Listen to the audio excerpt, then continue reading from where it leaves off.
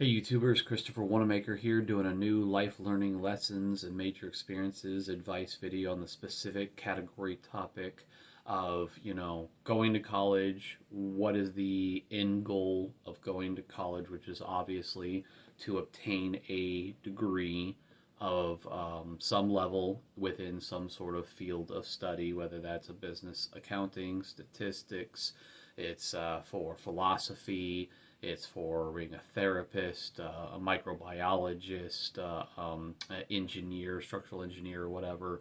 It doesn't really matter. It's a degree, or maybe even possibly multiple degrees, if you go to college for a long enough period, and then you get that degree. What's the next step? What does having one of these physical degrees? Mine's in a bachelor's in business accounting that I did 5 years or 10 semesters worth to obtain.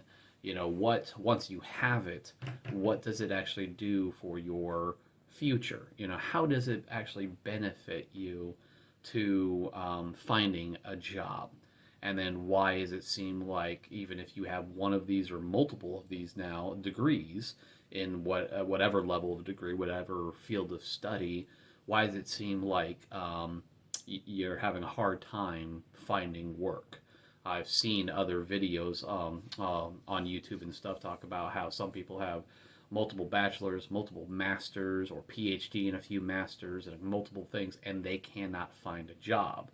And so, why is this?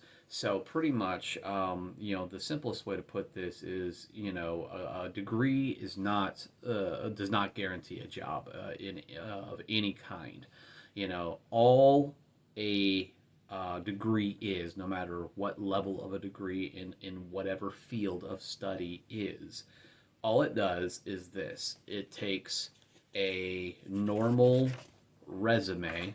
Here's a copy of mine right here.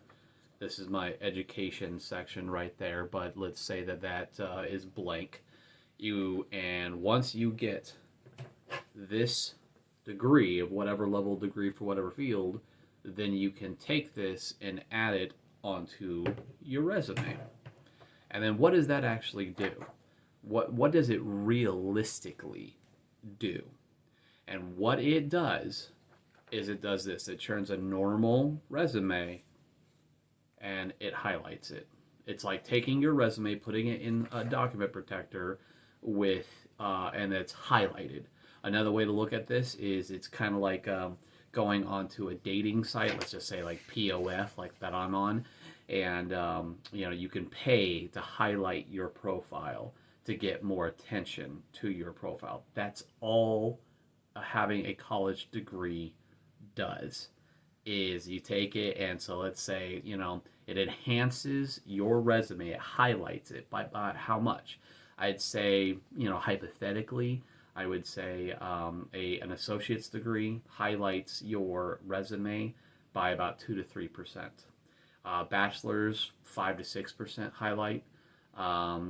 For a master's, let's say 7 to 8%.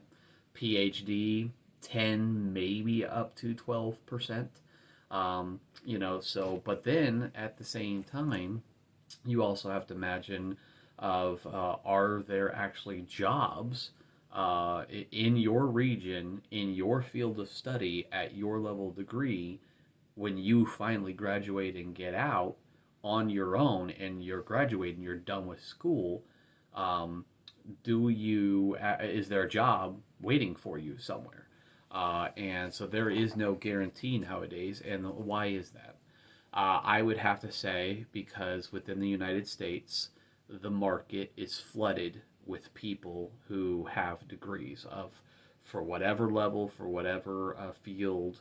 There are too many people with degrees.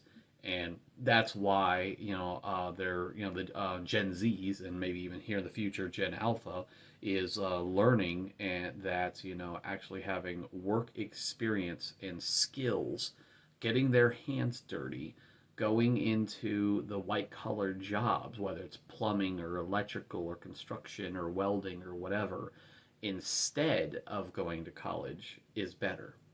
And so I'm gonna grab the phone and show you this little short, like 27-second little short video clip. It's like a TikTok video clip of a comic book skit thing, stick figure thing of what people out there are pretty much dealing with now, and how they're like, you need experience. Well, I got a college degree. Oh, just because they have a college degree, we want someone with experience. But it's like, how can I get experience if no one will hire me? So that's that whole scenario. Hi, I need a job, and I see you're hiring. Yeah, do you have any experience? Oh, no, I just graduated. Sorry, can't help you. What do you mean? You need experience. But I need a job to get experience. No, you need experience to get a job. That's why I'm here. We have jobs here, not experience. Then where do I get the experience? Go work and you'll get it. How much experience do I need? 10 years.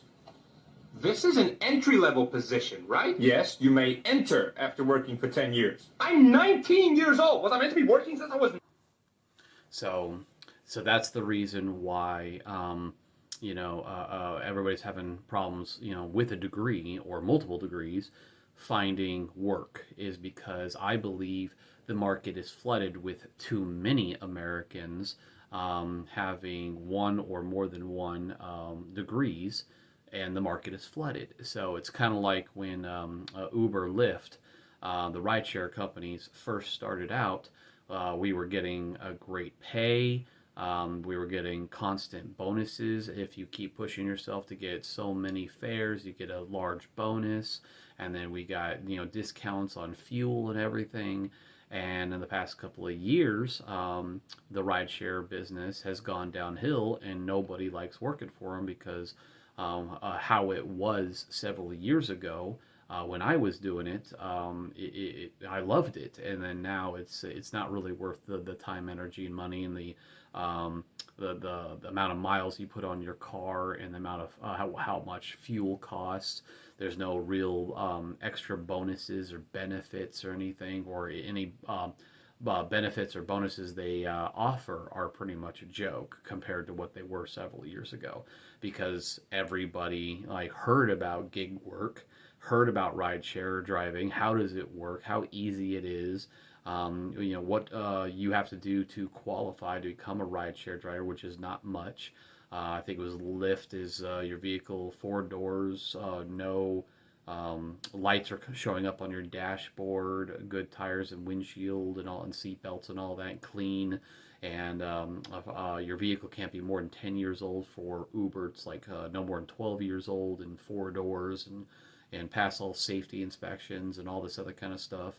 And they do a little bit of a background check. I don't know how in depth they do it, but and then we find out that they were hiring even felons and stuff, so it didn't really freaking matter. So tons of people are like, I like driving. I can go and get my car, then go drive around and pick up people, and then and drop them off, or deliver food or whatever. So and then the market was flooded with people who were doing tons of gig jobs, or part-time, or multiple part-time and a gig job, or even full-time and multiple gig jobs, like DoorDash, Uber Eats, Uber, Lyft, whatever. So it's like the entire market was flooded, and that's how I see what's going on with the United States. The market is flooded with too many people with degrees. Yes, I have a bachelor's in business accounting, and yet I've never actually used it. What was the main, for most people, you would ask the question, what's your end goal for going to college? Most people would say to get a degree, some level of some degree in some field of study. Now, if someone asks me that question, what's your end goal for going to college? I can tell you this: I didn't give a crap about getting the degree. I didn't care about what grade I got from every class. All I cared about was the passing each class with a bare minimum of whatever the passing grade was. Now, whether that was 60%, 70%, whatever. I didn't really care if I did really good on some homework assignments and crappy on others, or really good on certain quizzes and exams and research papers and sucked on a few of them. I was fine with getting some good grades and some bad grades, as long as I knew at the very end of the semester I passed the class, with a passing grade, so I wouldn't have to take it over again. That's actually all I really cared about when it came to going to college. And I did 10 semesters, 39 classes, 38 required, took one extra because I failed calculus twice. So I took pre-calculus. That really helped me to pass calculus, the third time I took it. And other than that, I was mainly going to school to learn things, meet people, and also get paid mainly. I went to school to make money. I don't know the exact dollar amount of how much money I made over 10 semesters. The estimate is about $100,000, give or take 10 grand. And that was because I'm a 13-year Army war veteran, 3 deployments, 2 wartime year-long deployments, and 1 3-month humanitarian mission to Liberia, Africa, helping out with the Ebola outbreak, end of 2014, beginning 2015. And after 13 and a quarter years of service, I got out with an honorable discharge, VA benefits, GI Bill usage, and a 21 grand severance package. I got out. I had really nowhere to go. I had friends and family members all across the country who offered me a place to stay. Had to kill 51 days to move into my upcoming apartment in Colorado Springs. And so I went on a 51-day, 10,300-mile cross-country road trip. Hit all 4 corners of the United States in 51 days, got back, moved into my apartment. A week later, my household goods furniture got delivered by the government, and about 2 months later, started my first semester in college at a community college known as Pikes Peak Community College in Colorado Springs, right outside one of the main gates of Fort Carson. I did 5 semesters there, got my associates, worked my butt off for about 14, 15 months, doing both plasma donation full-time and Lyft driving full-time, and saved up over $20,000 to move back here to the Pacific Northwest. And then by August 2020, so 7-8 months after I moved here, started going back to college at my WSU V to finish up my bachelor's in business accounting. So, but I got paid by the post 9/11 GI Bill, depending on rank and how long of service and all that kind of stuff by the time I got out, and then region of the school. And so I did all of that, was making really decent money on average between plasma donation, rideshare driving, and what I was getting paid to go to school per month. I was making an average of $4,000 to $5,000 per month going to school altogether. And then the first month, I applied for grants and scholarships every single month for every semester. And, but unfortunately, the first semester didn't receive anything. Second semester, I think I only received the Pell Grant. And I can't exactly remember how much that was, like a $3,000 to $5,000, something like that. But then every semester after the first semester, I started receiving multiple grants and scholarships. It wasn't until the 3rd or the 4th semester I learned a very valuable lesson that I wish I could go back to and do over again, which was, I wasn't just applying for FAFSA grants, which, so applying for FAFSA covers you for all grants, but scholarships. I applied for every scholarship that fit my degree of accounting, when in fact I could also apply for scholarships that fit my life circumstances. And what do I mean by that? Hey, I'm the very first family member to have gone to college and keep pushing through to hopefully graduate. I've had all other family members except for my younger brother, but my older brother went to college and dropped out. My mom did, my dad did, all of that, but they never finished. So if I would have graduated out of my main family, I would be the first one out of my main family to graduate. And so there's scholarships for that. Or I was in foster care for 10 months of my sophomore year. If I didn't know where to go to find that information, if I would have known, hey, go to DSHS, they can pull up your profile and everything, and where you went from what time frame. And then if I had evidence, proof to show that, then I would have been apply for being a foster child kind of a scholarship. Same thing with I know that me and my brothers are all 1/8 Cherokee and 1/8 Wyandot Native American. If I would have gone through the process, probably before I did college, to prove that bloodline, Native American bloodline lineage, and what tribes am I a part of, and all this other kind of stuff, show paperwork proof of that, I would have qualified for more scholarships. So between getting paid GI Bill money to go to school, and depending on the school and the time frame and all that kind of stuff, will depend on how much I was getting. I believe when I first started college in Colorado Springs at a community college, it was started out as $15.50, but every year goes up because of COLA and stuff. And by my fifth semester, it was like $18.80 so per month. And then plasma donation, rideshare driving, and all that. And I made $4 to $5 grand per month. But then from the second semester on, was qualifying for some grants and scholarships. It's like, how much did I make from both colleges, from both Pikes Peak Community College and Washington State University, Vancouver. The last 9 out of 10 semesters combined together from my research, I pocketed about just a hair over $76,000. So you include what did I get paid to go to school using the GI Bill. It's right around $100,000, give or take 10 grand. So I mainly went to school to make money, to take 39 different classes. Most of them I really, really enjoyed. I learned a lot: philosophy class, relationship dynamics class, geology, meteorology, history classes. I pretty much liked all the classes that I took, except for pretty much the last probably 6 out of 8 accounting classes, 5 to 6 out of 8. And I did not like college algebra or pre-calculus or calculus. All other classes I pretty much loved. In fact, I did, have the opportunity, if I wanted to go take part in recreational activities. But my mom taught me and my brothers a very valuable life learning lesson, and I'm the only one who actually listened to it. And it's a sort of a life learning lesson motto of homework comes first, chores come second, all other responsibilities come third, fun comes dead last, and that's only if you have earned it and you have saved up for it, and you're not going to put yourself in debt to go and have fun. So, if you're going to put yourself in debt to go on a vacation and have an amazing adventure to Disney World or Hawaii or whatever, then you're being irresponsible because you have not saved up and earned the trip. You have to put yourself in debt in order to go take it. That's being very immature and irresponsible.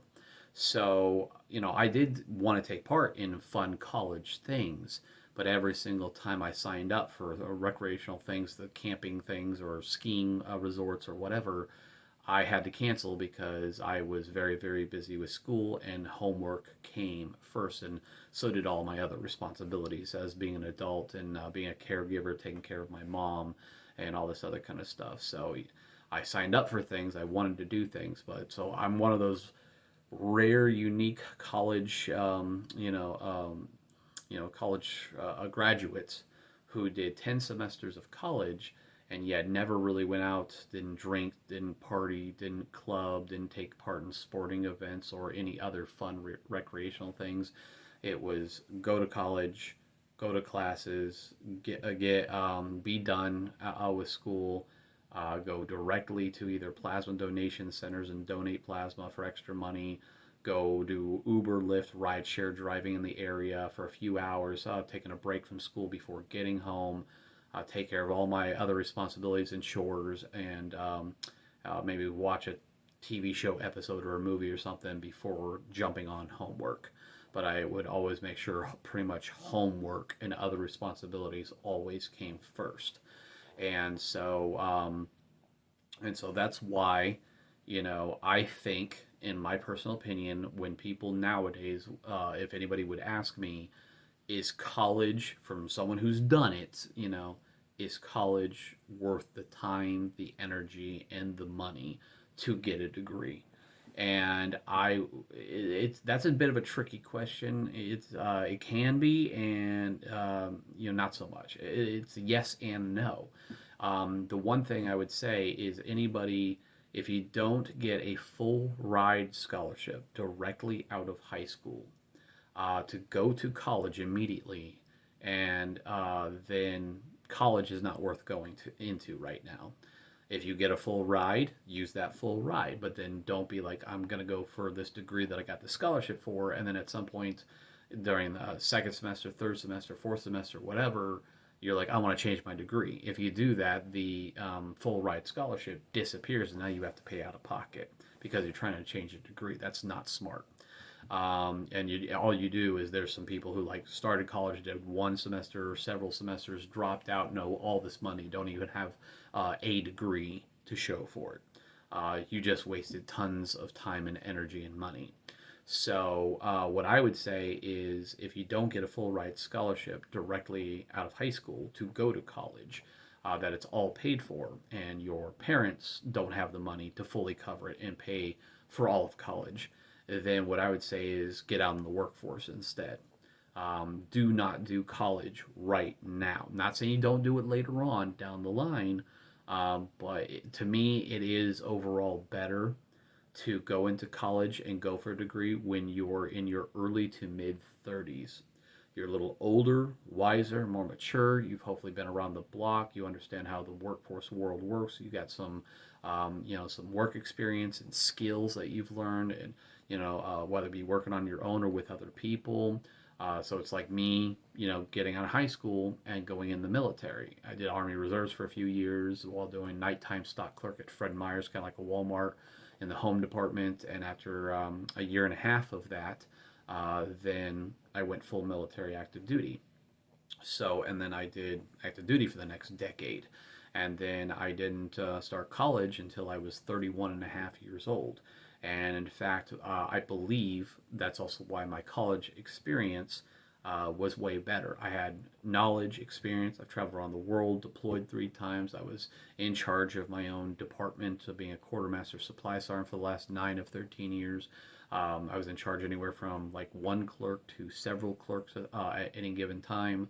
My average basic responsibility as a supply sergeant in the Army, depending on the type of unit I was with, I was responsible for anywhere from 80 to 200 soldiers at any given time, $5 to $500 million in government equipment at any given time, and ordering office supplies like printer paper and toner and highlighters, pens, pencils, all that kind of stuff, duct tape and everything, and uniforms and all that, and handing it all out and inventory and keeping track of everything.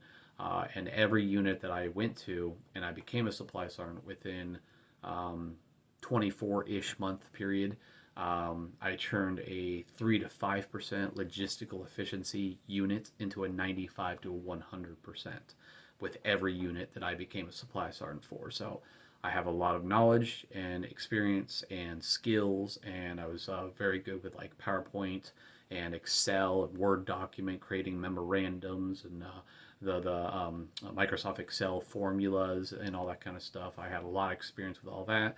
That benefited me while going into college.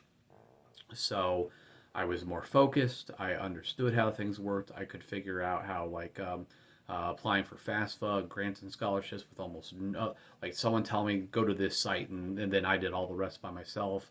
Didn't really have to ask for a whole lot of help.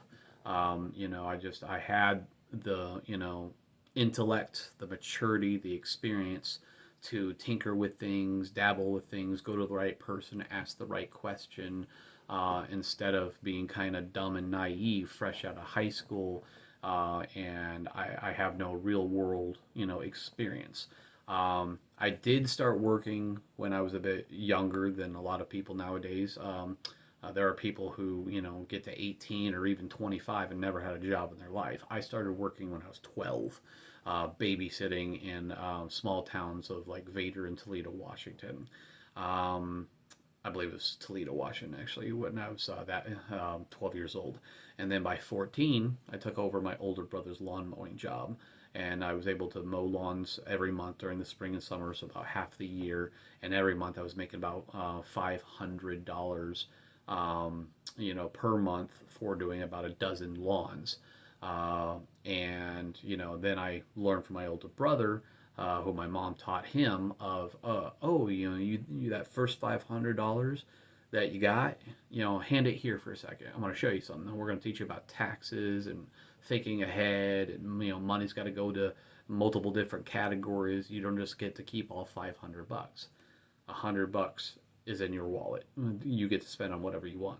$100 into savings that's required. $100 in a different account to go towards refueling of gas and oil or anything else that is a constant like expendable, usable a usage item that you constantly need to refill up on. So weed eater line and gas and oil and all that. Another $100 in a separate account for maintenance, repairs, or replacement parts. And that's so like broken wheels, blades, if the strings break off the weed eater or the lawnmower and all that. And then the weed eater, lawnmower, and rake and everything I got to get started came from my older brother because it was his business first. So I have to pay him a certain depreciated price for all that equipment. And then once, he's paid off completely, it goes from 5 different accounts to 4 different accounts. So instead of 20% going into each account, it's now 25%. 25% my pocket, 25% savings, 25% for expendable, usable items like gas and oil and weed eater line, and then 25% into maintenance services on my equipment to be able to make sure if it breaks down, I can have the money to fix it. So he taught me a little bit about taxes and everything, and all that life learning lessons kind of stuck with me. So overall, you need to understand, that, yes, you can learn a lot from college. Unfortunately, nowadays, what I've been seeing is what they teach you in college and what you actually go do in the real workforce world. You're going to use about 1 to 2% of what you learn in college, out of no matter what classes, no matter what categories you take. You're going to use about 1 to 2% of what you learn in college out in the real world. One downfall I'm really seeing, especially shortly after I got out of college, I graduated December 2022. By several months later, that's when AI started becoming a big thing. And what I'm seeing is colleges say you can't do this, you can't do that. These AI things or other websites, Chegg or Photo Math app or Course Heroes or whatever, is all off limits. You use it, you get caught. We consider that cheating, and we will suspend you or fail you or whatever. And yet, unfortunately, everything that they're saying you cannot do and use, what is on their restricted list, is everything in the real world that is being used by businesses and agencies and companies and all that. They're using the AI software. They're using websites. They're like, we have a problem. Either find a person who's a subject matter expert, hire somebody else from some other department or agency or business to get this problem solved. Or if someone knows of a piece of technology or software or some way to come up with answers and solutions to our problems, so there is no restriction list. You can contact anybody.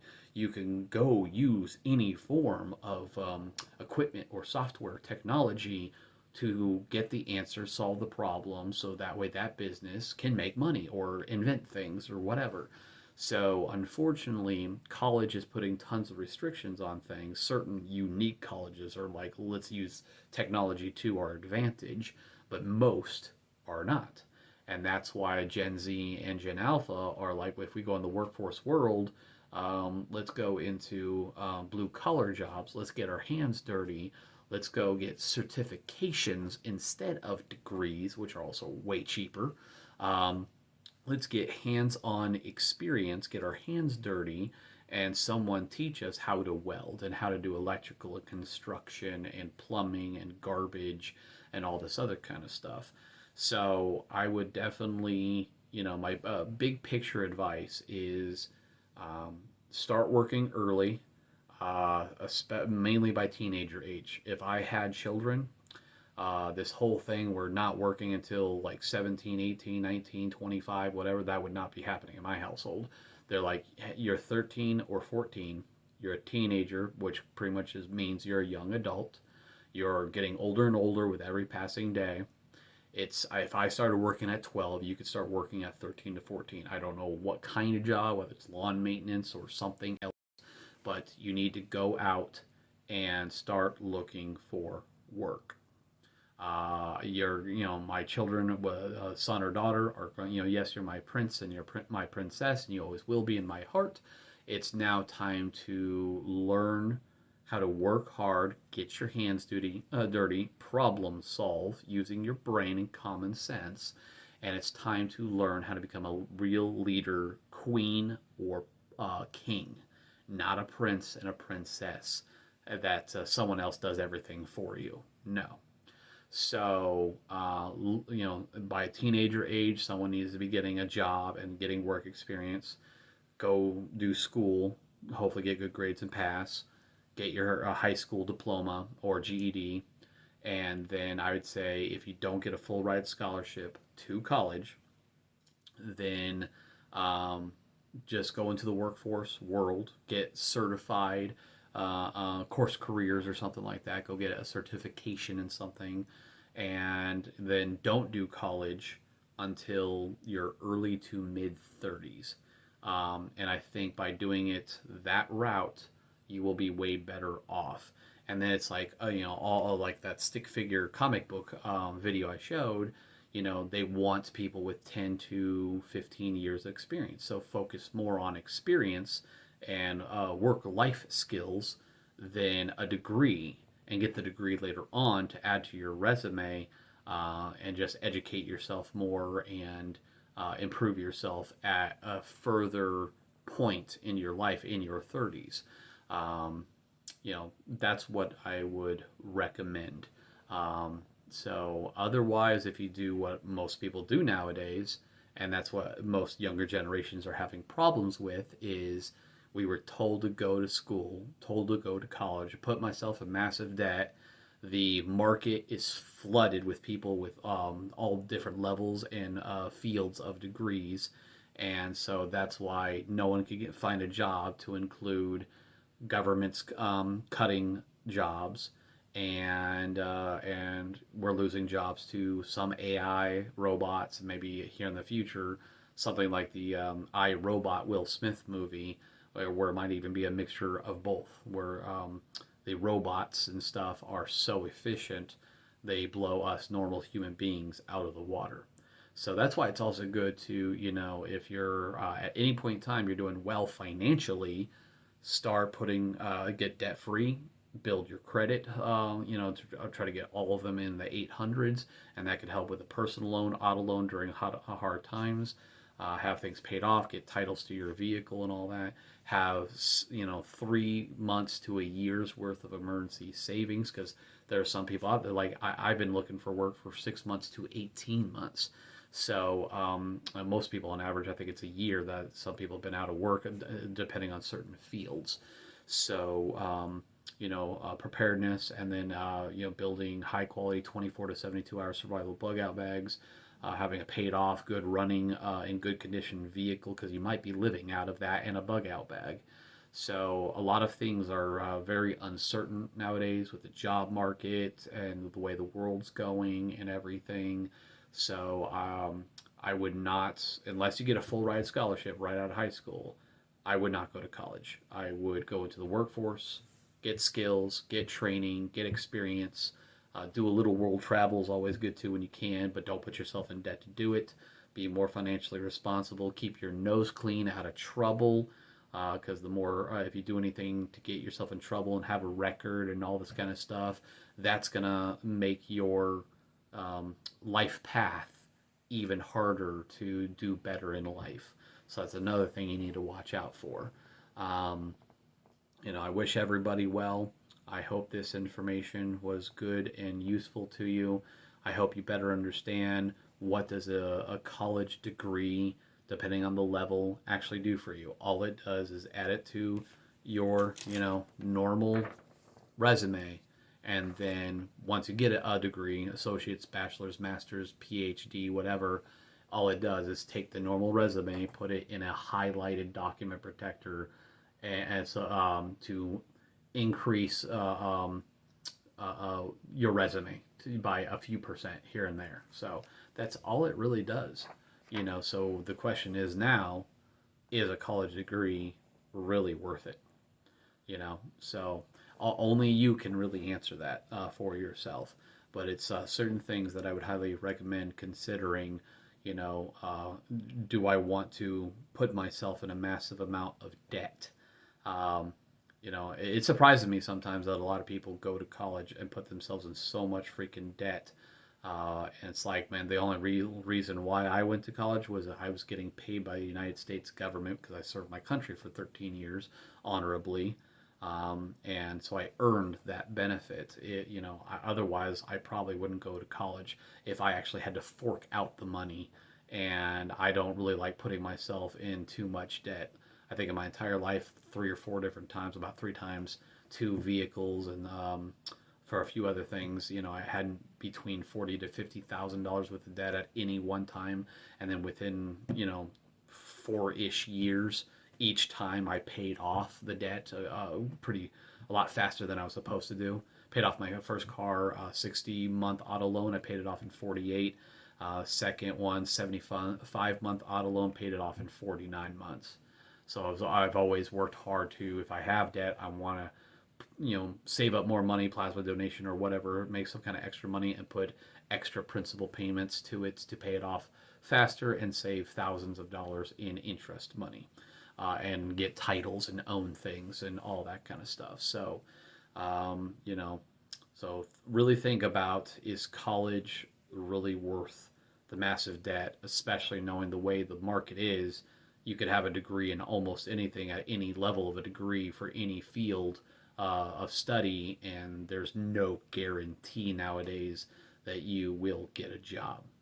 So you really think about what you do and how you do it and how you go about, obtaining or doing things or working hard or all of that. So I hope this was, informative. I hope it was useful. Please hit like, subscribe, make any comments, of course.